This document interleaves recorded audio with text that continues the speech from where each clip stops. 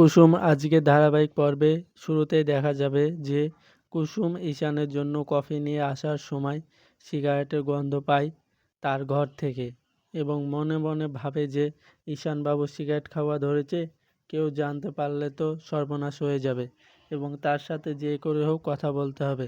তখন ঈশানের কাকিমা তার ঘরে ঢুকে যায় এবং সিগারেটের গন্ধ পায় এবং বলে যে, তুমি সিগারেট খাওয়া ধরেছ, তোমার ঘর থেকে সিগারেটের গন্ধ পাওয়া যাচ্ছে। তখন ঈশান বলে যে ওটা সিগারেটের গন্ধ না।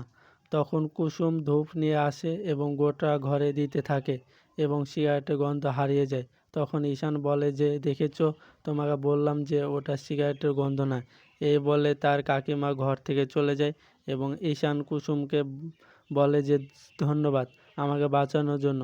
তখন কুসুম ঈশানকে বলে যে, ঈশানবাবু, আপনাকে দেবলীনার সঙ্গে বিয়ে না করাই ভালো। তখন সেই ঘরে আয়ুষ্মান শুনে নেয় এবং বলে যে, তোমার সাহস কী করে হয় আমাদের বিষয়ে নাক গলানো।